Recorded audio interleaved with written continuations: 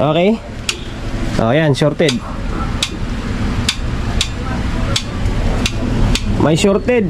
Ang tanong kung saan banda yung shorted, di ba? Ang tanong kung saan banda yung shorted dito. Yun alamin natin. Tingnan natin kung channel 1 ba or channel 2 or dalawang channel. Kapag ganyong senaryo kasi na merong short, na kapag pumuputok yung fuse dito sa AC line, minsan halos tatlong senaryo eh. Sira yung transformer, sira yung diode, or sira yung sa may mainboard mo. Hindi kompleto yung buwan ni Solid J kapag wala siyang gawa or wala akong gawa na ACE na LX20. Ito kahit pa isa-isa, pero kahit pa paano meron pa rin. Hindi ko sana nagagawa ng content ito, kaso lang syempre kaya pinapadala rito sa atin to para gawan ng content eh, para makita nila kung paano natin siya gawin. Galing Mandaluyong ACE na LX20 pinadala rito sa akin, tapos isang Pro Mac na integrated ando no. Upon conversation namin ni sir dito, ang problema daw is sira daw yung mga output. Parang chinik niya, hindi ko lang alam. Kaya binuksan ko na agad oh. And then pag testing ko, walang power. Ano, wala siyang power. Eh, naka-on yung switch natin doon. Wala siya oh. Malamang bumigay yung fuse dito sa may AC line dahil walang fuse to dito. Okay, ngayon tanggalin ko muna, palitan natin ng fuse dito. And then ang sabi ni sir daw, binridge daw niya ito. Nung binridge niya, tapos parang hindi daw gumagana. Wala kang laman, hindi daw gumagana yung isang channel, kaya nasira. Hindi ko lang alam kung anong pinakasani talaga. Wala nga fuse. Lagyan natin, kailangan ito, lagyan natin ng fuse. Okay, itong fuse oh. Basta pinagawa na daw niya ito sa iba. May pangalan pa nga ng shop dito sa gilid eh, sa may warranty seal niya. Hindi yung bago na yung ano, mga trimmer niya, bago na. Kaso parang hindi na gumagana yung isang channel. Ayan, nilagyan natin ng lagyan natin ng ano. Ayan, may fuse na yan. Natin kung ano mangyari. Bakit parang wala pa rin? Ba? Wala pa rin ah. Teka nga lang, check ko muna yung fuse nya. Ginamper ko muna. Ginamper ko muna oh. Ayaw mag-contact yung fuse. Baka maiksi yung fuse or basta ayaw mag-contact niyan. Ginamper ko na lang. Nagdikit ko muna pansamantala. Okay, nakabalb naman tayo eh. Pero kapag hindi ka nakabalb, wag mong gagawin yan ha. Baka mamaya masira yung transformer mo. Kasi magiging short yan. Okay. O yan, shorted. May shorted. Ang tanong kung saan banda yung shorted, di ba? Ang tanong kung saan banda yung shorted dito. Yun alamin natin. Tingnan natin kung channel 1 ba or channel 2 or dalawang channel. Kapag ganyong senaryo kasi na merong short, na kapag pumuputok yung fuse dito sa AC line, minsan halos tatlong senaryo eh. Sira yung transformer, sira yung diode, or sira yung sa may mainboard mo. May mga transistor na sira. Kasi nga wala siyang fuse dito eh. Wala siyang fuse dito sa may secondary line. Sa AC line yung pumuputok. Okay? Tatlong senaryo. Transformer, diode, and then yung mga output. Kung hindi man output, kung MOSFET, kung may MOSFET siya, hindi MOSFET. Ngayon, ito yung alamin natin kung alin yung channel. Subukan natin sa may channel 1, sa channel 1 muna.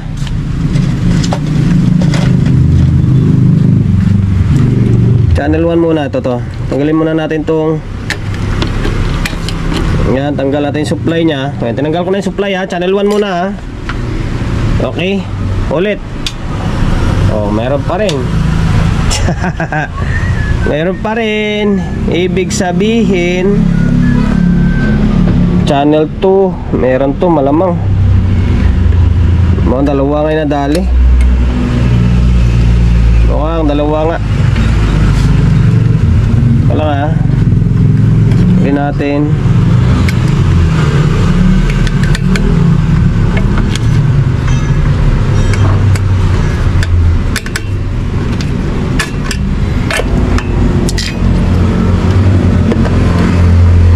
Okay, tanggal ko na yung channel 2. Ngayon, balik naman natin yung channel 1. Balik natin channel 1 para malaman natin kung saan may problema. Kapag mag-ilaw pa rin to, ibig sabihin dalawang channel talaga may problema.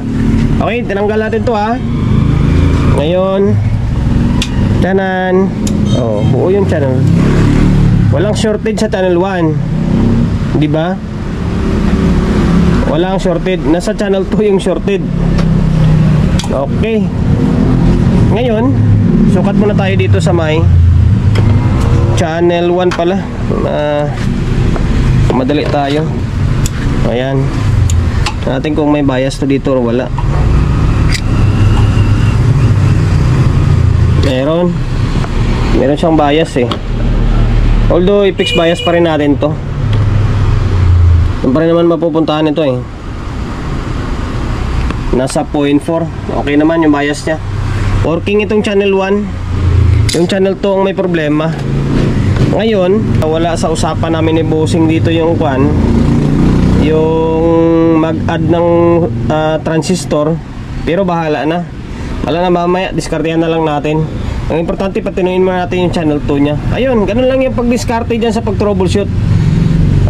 Transformer, pwede nyo angat nyo ito. Tapos pag nawala yung ilaw, ibig sabihin buo yung transformer. Ngayon, angat mo naman ito. Angat mo naman ulit ito, buong supply. Ayan. Pag inangat mo yan, ibig sabihin tanggal na yung dalawang board. Ngayon, i-switch on mo yung switch. Kapag hindi umilaw yan, ibig sabihin buo yung transformer, buo yung diode. Diba? Buo yung transformer, buo yung diode. O, nasa problema yung nasa mainboard yung problema. Ngayon, alamin mo naman kung saan yung channel lang may problema. Diba? O, ngayon, bunutin mo yung channel 1. Pag bunot mo ng channel 1, iwanan mo yung channel 2. Pag switch on mo, kapag umilaw yung umilaw yung bulb, ibig sabihin may problema yung channel 2 mo. Kapag hindi umilaw yung bulb mo, ibig sabihin nasa channel 1 pa lang may problema na, di ba? Okay, sana naman na-gets nyo. Ngayon, tanggalin ko muna ito. Naklas ko na yung board para mas mabilis yung video natin. Ang disadvantage ng ganitong klaseng unit ay yung bloke nya patayo. Di katulad sa mga pahiga na pwede mo siyang iangat lang, machichik mo sana siya. Machichik mo siya ng paisa-isa. Ang problema ay ganito nga, patayo. Kailangan mo talagang baklasin ito. Okay, ngayon i-fix bias natin to. I-fix bias natin. Tapos lang natin ang abang to dito mamaya ng isang bloke pa, para kung sakaling nasipagin ako, dadagdagan natin ng output. Sa ngayon, hanapin muna natin to. Hanapin ko muna yung sira na output dito kung ilang piraso. Although may history na siya ng repair. Ayan o. Kasi pina-repair nga na yung Bossing na ito eh. May pangalan ako center. Okay. Balikan ko na lang kayo kapag na-check ko na kung ilang piraso yung nasira dito na output. Okay. Kasi sabi ni Bossing, chinik na to, parang lahat daw. Hindi, shorted talaga yan kapag chinik mo siya na di mo tinanggal yung bloke. O, tanggalin muna natin. Binaklas ko na yung mga bloke. Ayan, inangat ko na lahat yan Ngayon, meron ako nakita or nasagap na sira. Parang dalawa lang, isang pares. Ito shorted Dito buo. Hindi siya short. Basta ito magkapares para hindi maba yung oras natin. Ayan magkapares siya Itong tinumba ko ay shorted ito. Ayan, dalawa. Mukhang dalawang pares. Tapos sa drive niya, buo naman. Pati bias kanya buo. Baka yung output lang nadali nito. Check natin itong drive niya. Yung shorted o hindi. Mukhang buo. Mukhang buo siya. Tapos dito sa may, ito yung mga importante na dapat i-check itong diode. Yung ano tawag nito, 4148 switching diode. Wala, hindi naman short. Okay, palitan natin ang output. Mukhang dalawang output lang nadali. Salamat tayo. Ibalik ko na yung mga bloke. Ibalik ko na yan. Ito sira pala yung dalawa. Kasi dalawang pares na sira din. Ito, open to. Tapos dinagdagan na natin para mamaya kapag medyo magbago yung isip ko, magdagdag tayo ng transistor, is para hindi tayo mahirapan, di ba? O, ayan. Ay, nakalimutan ko pala. Teka lang, i-fix bias ko na natin to. Teka lang. Click ko na. Click natin tong supply. Binalik ko na yung supply, tapos nag-fix bias na ako. Ito yung mga trimmer nya, oh. Value nito ay 102, 1K. Yung 1K dito yan sa taas. Saan ba yun? Ay doon, doon sa may kanya, sa may DC offset. Ito naman 202, 2K ito. Yan, ito sa may bias nya. Ayan, oh, 1.8K, tapos 220 ohms. Kulang na lang dito isang output. Try natin kung may problema pa or may problema pa. Okay, sana maging normal na siya. Okay,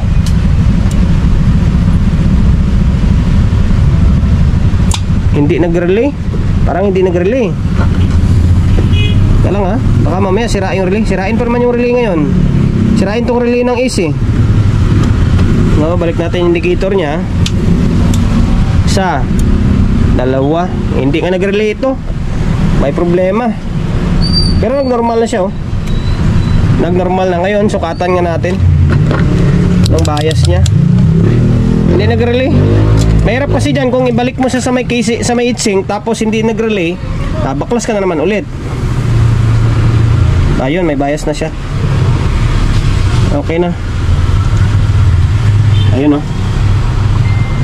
Ayun lang yung bias na ginagawa ko. Halos nasa 0.3 lang. Halos nasa 0.3 lang. Okay na. Ang problema na lang is yung relay. Hindi siya nagtitrigger. Ulit nga. Wala, hindi nag-relay. Palitan ko muna to. Sirain kasi yung relay nito, eh. Palitan ko muna ito. Palitan ko yung relay. Binalik ko na pala ito, ha. Binalik ko na sa may heatsink. Tapos nagdagdag na rin ako ng output para matuwa naman si bossing. 1, 2, 3, 4, 5. Yan, 5 na, 5 pares na yan. Huwag niyong kalimutan mag-add ng bloke, ha. 1, 2, 3, 4, 5. Kailangan 5 rin yung bloke na yan. Okay? Ngayon, nagpalit na tayo ng relay. Siraan talaga yung relay. Ito, ang arrow speed, kadalasan sira ito. Arrow speed yung brand nito, eh. Yan, oh. Okay, napalit tayo. Broadway ang pinalit natin. Ngayon, isa. Ayun, sabay yung dalawa. Halos magsabay sila nito. Okay na, nag-trigger na. Naka-normal na ito. Kaso, hindi pa tayo tapos, siyempre.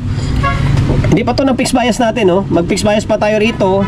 Tapos, dagdagan na rin natin ang output to dito. Tapos, maglagay tayo ng fuse. Okay? Oh, para mas mabilis tayo, ikaw ko muna to. Mag-fix bias ako, and then, mag-add ng power transistor. Ito, kompleto na pala ito, ha. Pinutol ko na yung video. Naka-fix bias na yan, 1.8K, tapos 220, tapos 5 pairs na rin. Okay? Sana 1, 2, 3, 4, 5. Ayan, 5 pairs na. Tapos ito, bagong fuse box natin. Ang ganda nyo. Ayan. Ito yung nagamit kong fuse box. Kung wala kayong ganun, pwede naman kahit alambre na makapal lang, pwede na yun, patayo na lang siya. Tapos kung saan ko siya pinuputol dito. Yan, ito yung negative side. Yan, dyan ako naglalagay, oh. Tapos dyan na ako nagpuputol. Yan ang magiging selby na fuse line nya sa negative. Tapos sa positive dito naman, kailangan angat mo tong diode. Angat mo tong diode para makapaglagay ka ng fuse dyan sa ilalim. Yan. Dito siya, oh. Yan. Okay. Pag naangat mo na yan, paglagay ka na, tapos putulin mo rin siya. Yan. Pag naputol mo na siya, ay lagay mo na yung fuse box mo, o balik mo ito. Balik mo tong diode. Yan, hinangin. Okay na yan. Sabay balik. Tapos, yung fuse na ginagamit ko rito is 15 ampere. 15 ampere. Okay? Ayan, sa mga gustong gayahin, 15 ampere ang fuse na ginagamit ko. Ngayon, balik natin to para matapos ng video natin. Naibalik ko na yung power supply. Binibilisan ko kasi gabi na. Ayan, ito kulang na lang dito is tornilyo na lang. And then yung dyan, oh, yung sa may fuse line, ayusin ko yan mamaya. Ngayon, naglagay na ako ng speaker. Siyempre, naglagay na ako ng speaker. Naglagay na ako ng audio input. Ngayon, oh, hala, bira. Okay, sabay, halos sabay yung pitik ng relay. Sira talaga itong relay na to. Buti, napansin natin. Ngayon, channel 1. Ito pala cellphone yung, itong audio source natin, oh, cellphone natin na isa. Naka-play na yun doon. Ayan, channel 1. Ito yung channel 2. Oh, sabay. Inuulit ko guys, ha, naka 5 pairs na yan, ha. Naka fixed bias na. Meron pang fuse. Ayan, fuse line natin, oh. Ngayon, to 20 natin para masabi na na okay na talaga. Ay, nabunot pa. Okay, teka lang. Isin natin, lagay natin sa 220. Bayan, bahala ka dyan. Naka 20 na yan ha. Okay, bira. Ayan.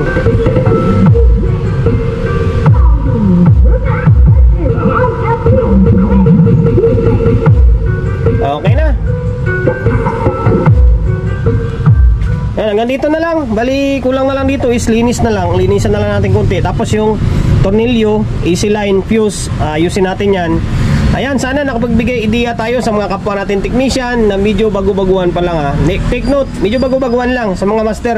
Very basic sa kanila ito. Kung paano mag-repair ng itong klaseng unit, Ace na LX20. Naninibak ng fuse sa may easy line. Yun, masira dito sa may output nya.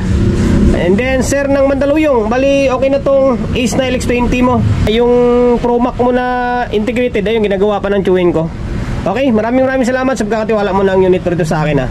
Promotion, bago tayo magtapos, syempre, shop natin, Solid G Electronics Repair Shop, 61 Don Julio Gregorio Street sa Uyo Road sa Uyo, Quezon City. Social media pages natin, so hindi pa nakapag-follow, paki-follow, and then syempre paki-share ng video natin sa my Facebook, YouTube channel. So hindi pa nakapag-subscribe, paki-subscribe, like, share, and then syempre paki-hit ng bell button sa gilid para updated ka sa mga susunod na video na i-upload ko. Ingat, God bless, and then peace atin lahat.